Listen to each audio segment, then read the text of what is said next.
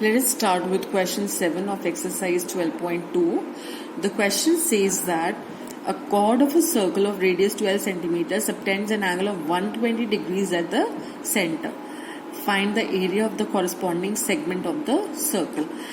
अब आपने अभी तक जैसे जो हम एरिया ऑफ द ट्राइंगल निकाल रहे हैं for finding out the segment of the circle, तो उस केस में आप देख रहे हैं the formula that you are using is area of the sector minus area of the triangle, और यहाँ पर आप एरिया ऑफ द ट्राइंगल ले रहे हैं half r square sine theta. लेकिन यहाँ पर आप क्योंकि साइन थीटा आपको साइन थीटा अगर निकालना है तो यहाँ थीटा 120 है, तो you have to find out the value of sine 120। और आपने ट्रिग्नोमेट्री में कहाँ तक वैल्यूज पढ़ी हैं थीटा की? You have studied the values up to 90 degree, है ना। तो हम क्या करेंगे, हम इस केस में कुछ इस तरह की कंस्ट्रक्शन करेंगे ताकि हमारा जो सेंट्रल एंगल है वो ऐसा आ जाए कि जिसके बारे में हमने पढ़ा हुआ हो।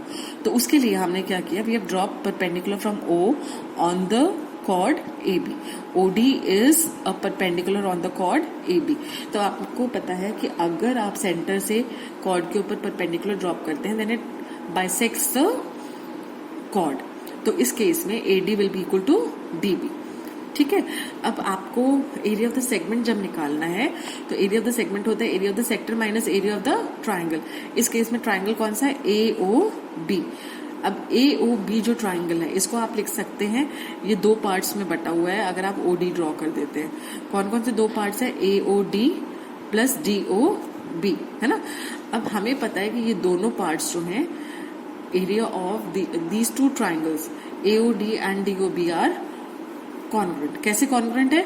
Because OA is equal to OB. They are both the radii of the same circle. OD is equal to DO. It is the common side between these two circles. और वैसे अभी हमने प्रूव किया कि AD is equal to DB, है ना, proved above. या आप ये भी कह सकते हैं कि ODA is equal to ODB is equal to 90 degree. ये हमने परपेंडिकुलर ड्रॉप किया है, तो by construction this angle is 90, this is also 90। तो बाय RHS, क्योंकि यहाँ राइट एंगल इन्वॉल्व है, यहाँ पे हाइपोटेन्यूज इन्वॉल्व है एंड वन साइड इन्वॉल्व है, तो by RHS triangle AOD is congruent to triangle DOB। अब दो ट्राइंगल्स अगर कॉन्ग्रुएंट है that means their area should also be equal, तो that means area of triangle AOD will be equal to area of triangle DOB, है ना।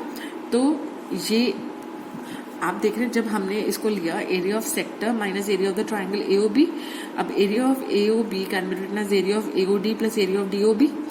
अब क्योंकि AOD का एरिया और DOB का एरिया दोनों इक्वल है, तो एरिया ऑफ DOB की जगह मैं एरिया ऑफ AOD भी लिख सकती हूँ।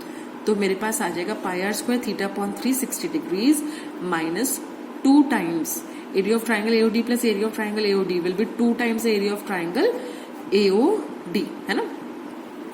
अब एरिया ऑफ ट्राइंगल होता है हाफ इंटू बेस। अब AOD में बेस क्या है? AD into altitude. ऑल्टीट्यूड क्या है आपका? OD, ठीक है।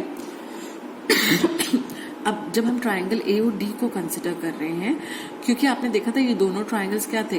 कॉन्ग्रुएंट थे, तो इनके ये दोनों एंगल्स भी इक्वल हो गया। पूरा जो एंगल है दैट इज 120 डिग्री, तो ये एंगल हो जाएगा 60 and this angle will also be 60। This angle is 90, तो रिमेनिंग एंगल आपका कितना बचा? 30 डिग्रीज, है ना। यही हुआ।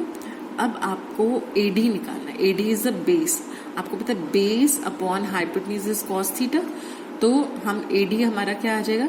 AD will be equal to, आप पूरा प्रॉपर फॉर्मूला लगा लेते हैं। हमें पता है cos 30 degree is equal to 90 और 30 के बीच के साइड को हम बेस मानते हैं, इसलिए AD upon hypotenuse is OA। Now cos 30 is √3 upon 2।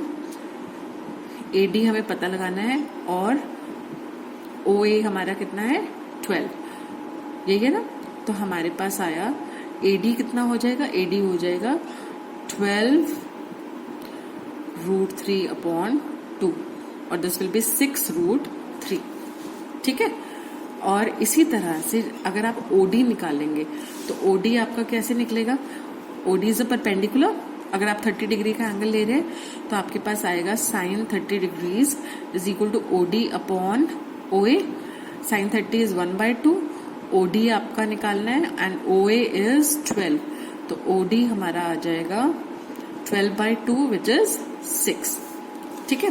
अब यहाँ पर जब मैं एरिया का फॉर्मूला पुट कर रही हूँ, this is 2 times area of triangle A O D लेना था ना, तो 2 into area of the triangle A O D is half into base is A D into perpendicular that is OD.